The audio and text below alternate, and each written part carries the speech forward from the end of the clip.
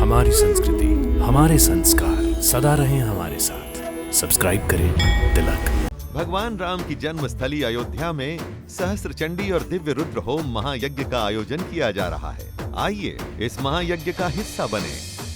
कृष्ण के बारे में सोच रहा हूँ। कृष्ण के बारे में? जाने क्यों ऐसा आभास हो रहा है जैसे आज ही यात्रा में मैंने उनका कोई और ही रूप देखा है। कैसा रूप? जैसे उसकी भुजाएं बढ़ गई हों, 4 भुजाएं, 8 भुजाएं, कुछ समझ में नहीं आता। गुरुदेव, गुरु अपने शिष्यों को जो विद्या का दान देता है, शिष्य उसका ऋण कई जन्मों में भी नहीं चुका सकता। फिर भी लोक मर्यादा के अनुसार चाहते हुए गुरुदक्षिणा देना शिष्य का धर्म है। इसलिए हम आपसे प्रार्थना करने आए हैं कि आप जो भी उचित समझे उसके अनुसार आप हमें गुरुदक्षिणा देने का आदेश करें। हम वचन देते हैं कि हम उस आदेश का अवश्य पालन करेंगे। मेरी इच्छा तुम पूरी नहीं कर सकोगे। ऐसी कोई इच्छा नहीं जिसे हम पूरा न कर सकें। तो सुनो, हमारा एक ही पुत्र था पुनर्दत्त, जो जवानी में मर गया। तो मेरे पुत्र को वापस ला कर दे सकते हो? बोलो। मैं जानती थी कि तुम मेरी इच्छा पूरी नहीं कर सकोगे। जाओ, मैं तुम्हें वचन से मुक्त करती हूँ। मेरा वचन कभी छूटा नहीं होता। मैंने वचन दिया है कि प्राण देकर भी मैं अपना वचन पूरा करूंगा।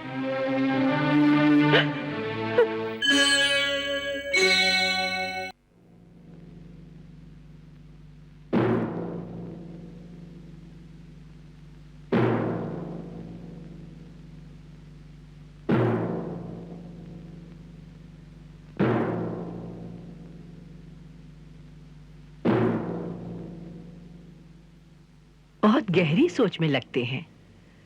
क्या बात है? क्या सोच रहे हैं आप? कृष्ण के बारे में सोच रहा हूँ। कृष्ण के बारे में? कृष्ण के बारे में क्या सोच रहे हैं आप? जाने क्यों ऐसा आभास हो रहा है जैसे आज ही यात्रा में मैंने उनका कोई और ही रूप देखा है। कैसा रूप? जैसे उसकी भुजाएं बढ़ गई हों, 4 भुजाएं, 8 भुजाएं, कुछ समझ में नहीं आता। स्मृति पटल पर धुंधला सा चित्र उभरता है, परंतु स्पष्ट कुछ दिखाई नहीं दे रहा है। ये तो मैं भी जानती हूँ कि वो किसी अलौकिक प्रतिभा का स्वामी है, कोई सामान्य मनुष्य नहीं है। परंतु भुजाएं बढ़ गई हैं, ये सपना क्या है? हो सकता है सपना ही देखा हो। जो भी है, इतना तो निश्चित है कि वो कोई दिव्य प्राणी है, जिसे किसी कारणवश इस धरती पर जन्म लेना पड़ा है। हो सकता है। पुराणों में भी कई ऐसी कथाएं मिलती हैं कि कभी-कभी देवलोक के रहने वाले देवताओं को भी किसी श्राप के कारण मनुष्य योनि में जन्म लेना पड़ता है। मुझे तो ये कृष्ण भी कुछ ऐसा ही लगता है कि जैसे किसी श्राप के कारण। अरे कृष्ण! आओ कृष्ण, आओ बलराम।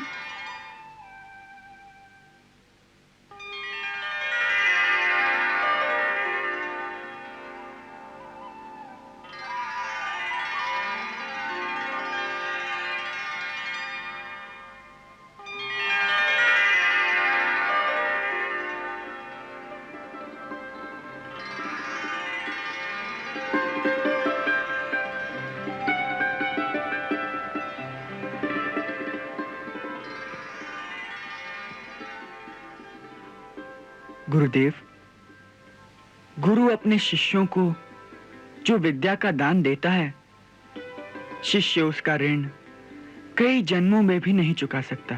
फिर भी लोक मर्यादा के अनुसार चाहते हुए गुरुदक्षिणा देना शिष्य का धर्म है। इसलिए हम आपसे प्रार्थना करने आए हैं कि आप जो भी उचित समझे उसके अनुसार आप हमें गुरुदक्षिणा देने का आदेश करें। हम वचन देते हैं कि हम उस आदेश का अवश्य पालन करेंगे।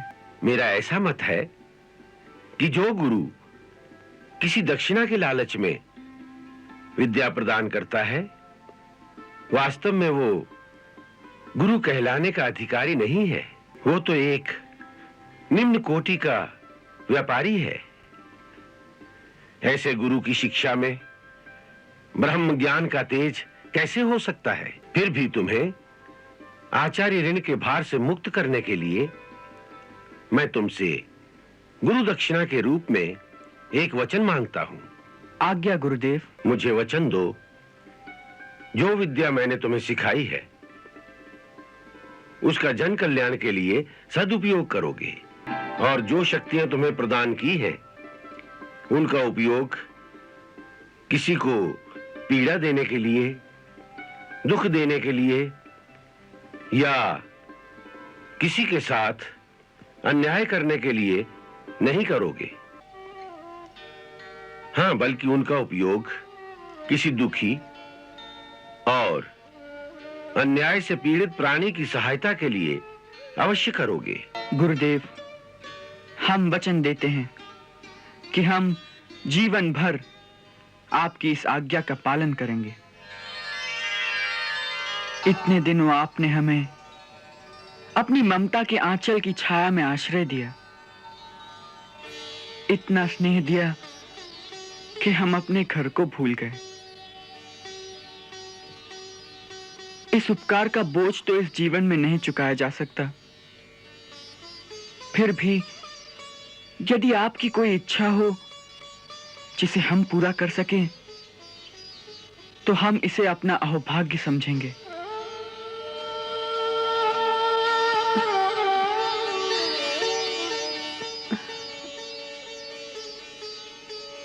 मेरी इच्छा तुम पूरी नहीं कर सकोगे, इसलिए मत पूछो मुझसे। ऐसी कोई इच्छा नहीं जिसे हम पूरा न कर सकें। हम वचन देते हैं कि यदि हमें अपने प्राण भी देने पड़ जाएं, तो भी हम आपकी इच्छा अवश्य पूरी करेंगे। मेरी इच्छा कोई पूरी नहीं कर सकता, इसलिए मत पूछो मुझसे। मेरे वचन पर भरोसा रखिए माता, मैं आपकी इच्छा अवश्य पूरी करूंगा। तो सुनो, हमारा एक ही पुत्र था पुनर्दत्त, जो जवानी में मर गया। तो मेरे पुत्र को वापस ला कर दे सकते हो? बोलो। मैं जानती थी कि तुम मेरी इच्छा पूरी नहीं कर सकोगे, इसलिए झूठा वचन क्यों देते हो? जाओ, जाओ, मैं तुम्हें वचन से मुक्त करती हूँ। उसकी मृत्यु कैसे हुई थी? उसे समुद्र खा गया। हम प्रभास क्षेत्र में पर्व स्नान के लिए गए थे। हमारा पुनर्दत्त भी वहीं किनारे पर स्नान कर रहा था। अचानक समुद्र की एक लहर उसे खींचकर अंदर ले गई। फिर वो वापस नहीं लौटा। तभी से हम दोनों पुत्र शोक की ज्वाला में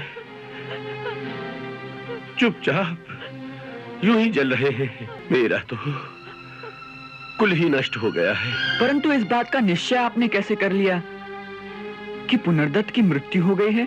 जिसे समुद्र खाएगा, फिर क्या वो जीवित रहेगा? हो सकता है। कभी कभी ऐसा भी तो होता है कि समुद्र में डूबकर भी प्राणी मरता नहीं। बेहोशी की अवस्था में लहरों में बहता हुआ वो किसी दूसरे किनारे पर पहुंच जाता है। मैं भी परसों से इसी भुलावे में थी, पर मैं मां हूं ना। अपने पुत्र की मृत्यु पर विश्वास करना बड़ा कठिन होता है, बड़ा कठिन होता है। मुझे विश्वास है कि आपका पुत्र मिल जाएगा। इन बातों में क्या रखा है? अच्छा किया जो आपने इन्हें वचन से मुक्त कर दिया। मैंने वचन दिया है कि प्राण देकर भी मैं अपना वचन पूरा करूंगा। तो आज मैं प्रतिज्ञा करता हूं कि आपका पुत्र तीनों लोकों में जहां भी है, मैं उसे ढूंढकर आपके पास ले आऊंगा। और तभी मैं अपने आप को आचार्य ऋण और गुरु दक्षिणा के उत्तरदायित्व से मुक्त समझूंगा। जब तक मैं आपके पुत्र को वापस न ले आऊं, तब तक मैं अपने घर नहीं जाऊंगा। मुझे आशीर्वाद दीजिए कि मेरा यह प्रण पूरा हो जाए।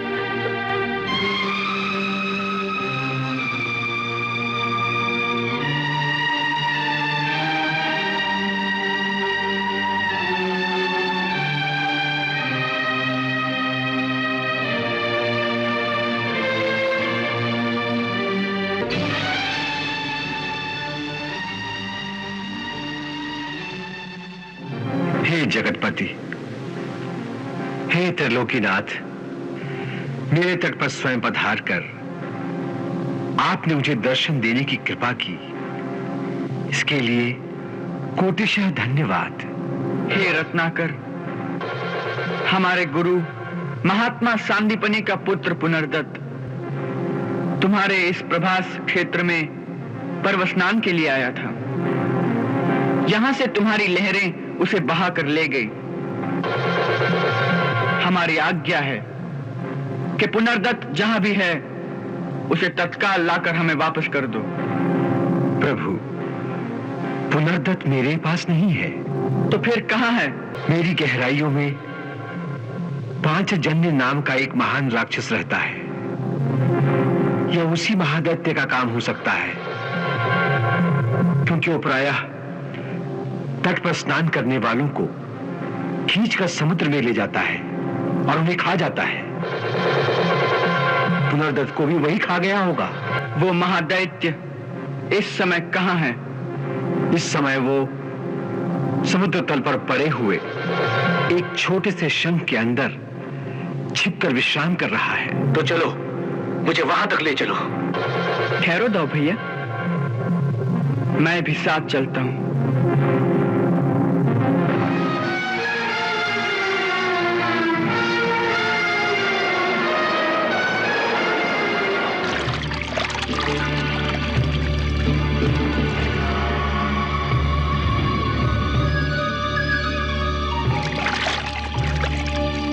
जागो दैत्यराज, बाहर निकलो और देखो, तुम्हारा काल तुमसे मिलने आया है।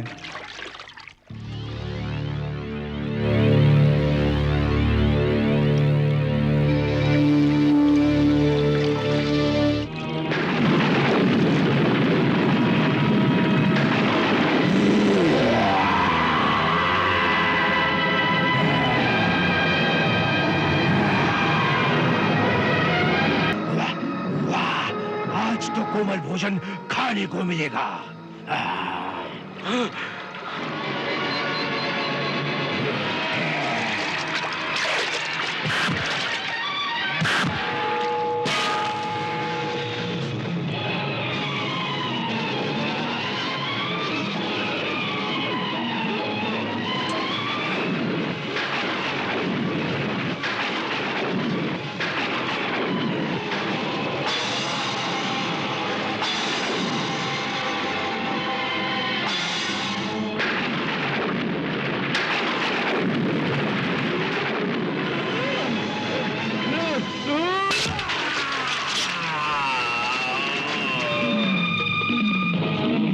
इसके पेट में तो पुनर्दत्त की हड्डियां भी नहीं हैं। इसे वृथा ही मारा।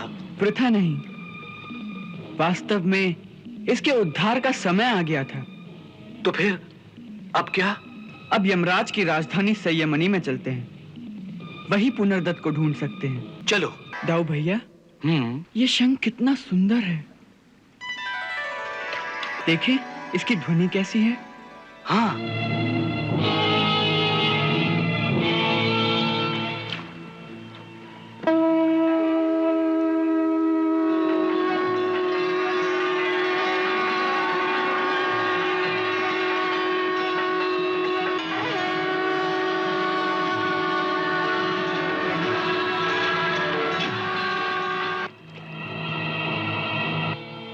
आज से यही हमारा शंख होगा। प्रत्येक युद्ध में इसी के साथ हम युद्ध घोष करेंगे। इसका नाम पांचजन्य शंख होगा और जहां भी ये शंख बजेगा वहां धर्म की विजय होगी। अब यमराज जी के पास चलते हैं।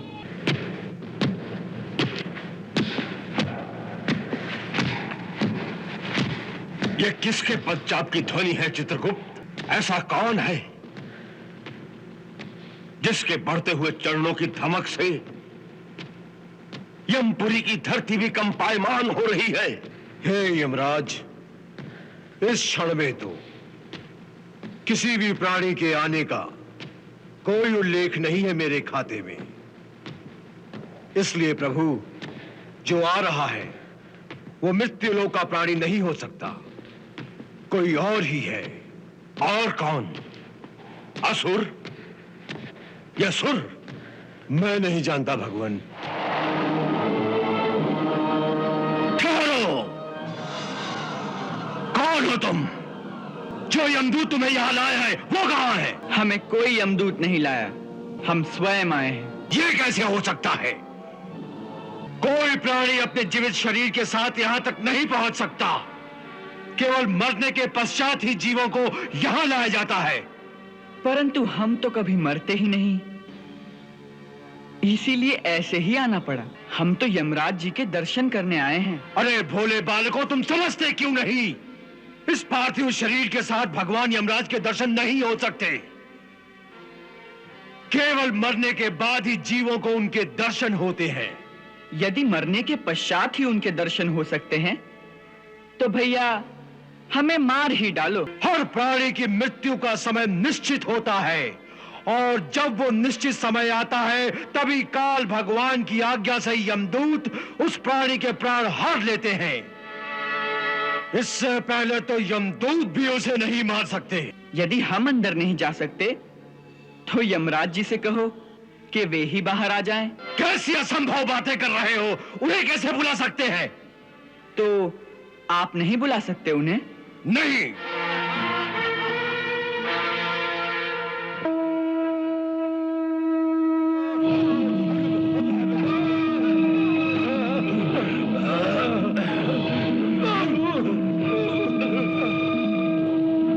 ये कौन है जिसने यमपुरी में आकर ऐसी धृष्टता करने का साहस किया है? उसे हमारे सामने तुरंत उपस्थित किया जाए। तरुण अवस्था के दो दंड बालक जाने किस प्रकार अपने पार्थिव शरीर के साथ यमपुरी के मुख्य द्वार पर पहुंच गए हैं। वो हट कर रहे हैं कि आप स्वयं चलकर उन्हें दर्शन दें। इसका अर्थ है कि वो दोनों कोई मायावी असुर हैं जिन्होंने हमारी संयमनी नगरी पर आक्रमण करने का साहस किया है। उनकी इस धृष्टता का उत्तर हमारा यमदंड उन्हें देगा।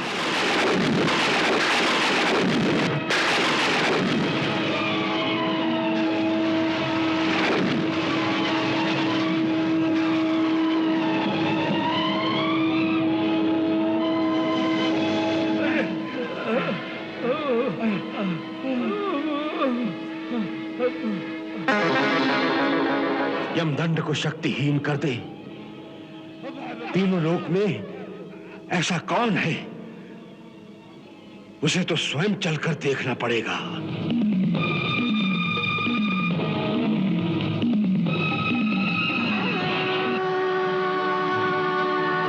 प्रभु,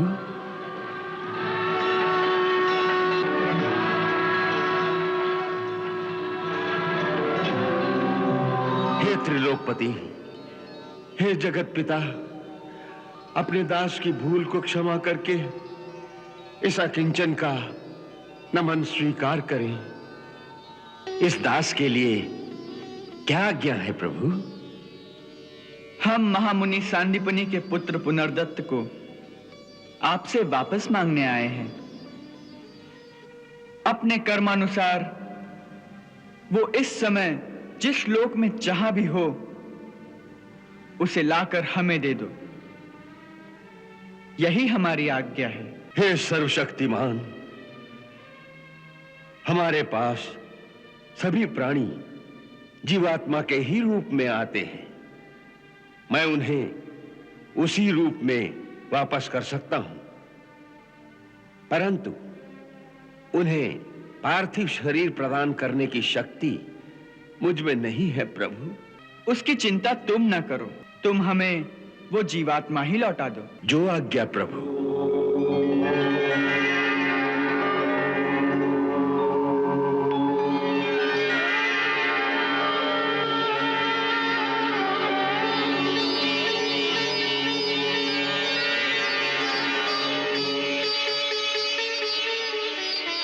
हे महात्मा, हम तुम्हारी कर्मनिष्ठा से अति प्रसन्न हैं। हमारे आशीर्वाद से हमारे श्री चरणों में तुम्हारी भक्ति सर्वदा अचल रहेगी।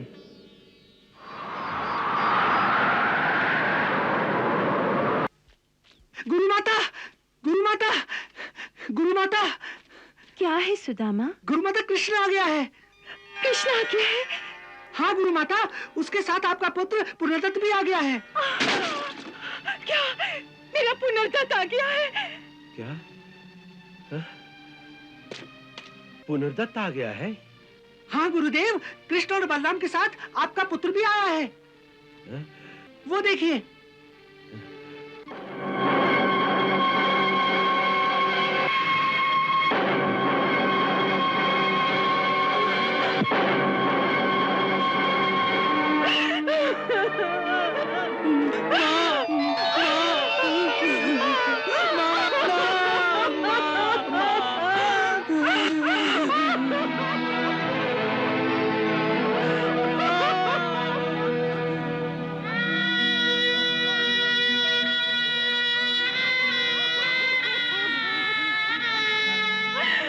मेरा पुत्र, मेरा पुत्र, मेरा पुत्र। बाबा,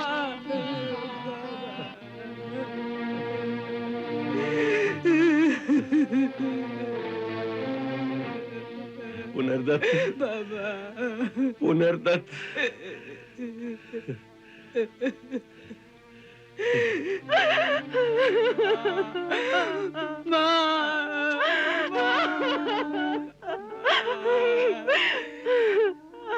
तू कहाँ चला गया था?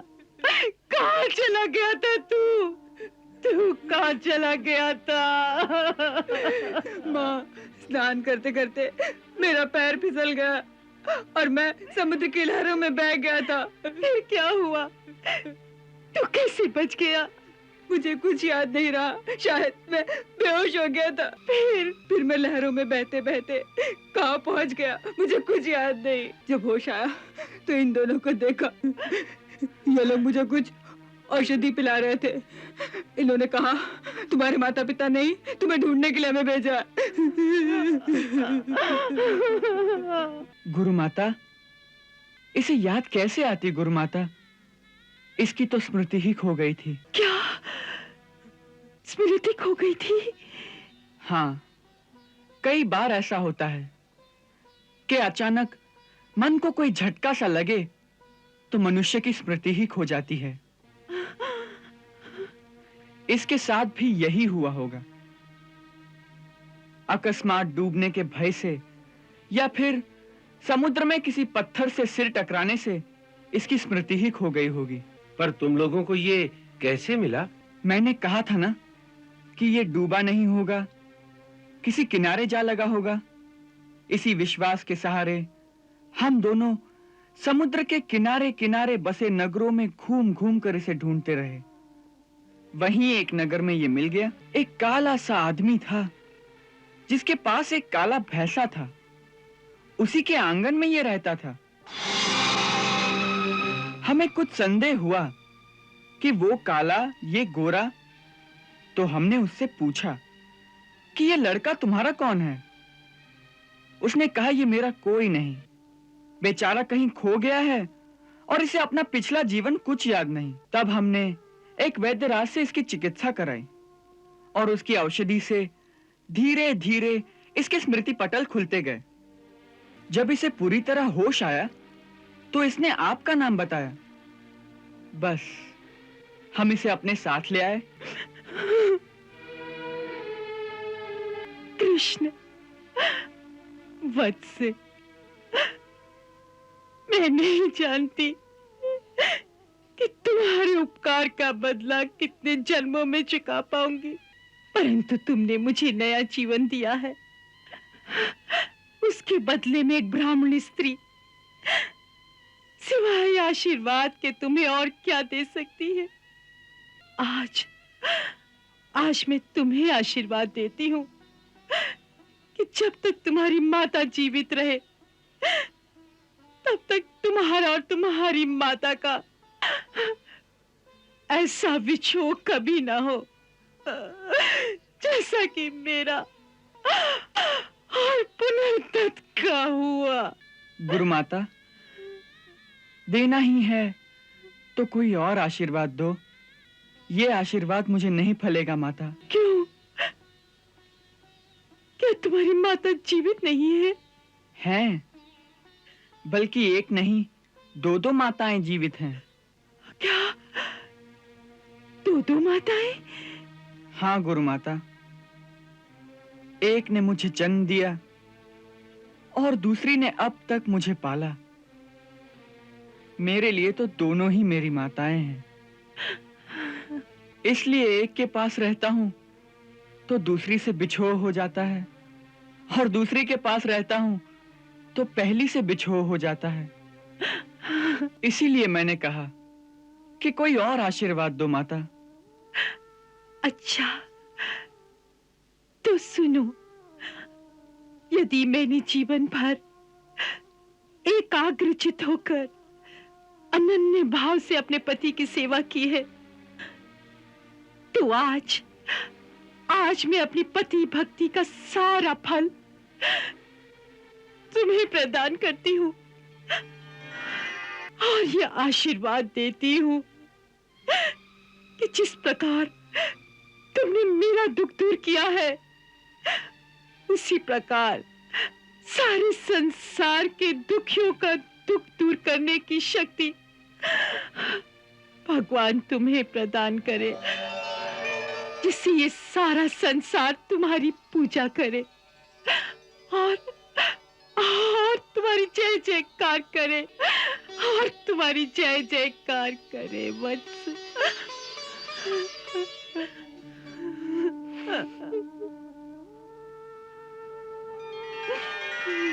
आज तुमसे ये आशीर्वाद पाकर मेरा जीवन धन्य हो गया। अब मुझे विश्वास हो गया है कि तुम्हारे इस आशीर्वाद से मेरा इस धरती पर जन्म लेना अवश्य सफल होगा माता। ऐसा कहना तुम्हारी विनम्रता है कृष्ण, क्योंकि आज तुमने इस मृत बालक को जीवन दान देकर जो ये चमत्कारी कार्य किया है, उससे मेरा विश्वास और भी दृढ़ हो गया है कि तुम कोई संसारी मानव नहीं हो, कोई देव पुरुष हो जिसे किसी भूल के कारण अथवा किसी श्राप के कारण इस संसार में आना पड़ गया है। हम दोनों पर जो तुमने ये महान उपकार किया है, इसका पूरा बदला तो मैं नहीं चुका सकता, परंतु आज मैं अपने इष्ट देव भगवान शिव के सामने ये प्रार्थना करता हूं कि आज तक मैंने जो निश्चल मन से उनकी उपासना की, उसका सारा फल तुम्हें प्रदान करें। और यदि तुम पर किसी श्राप की छाया है तो उसका सारा दंड मुझे दिया जाए। मैं प्रसन्नता से उसे स्वीकार करूंगा।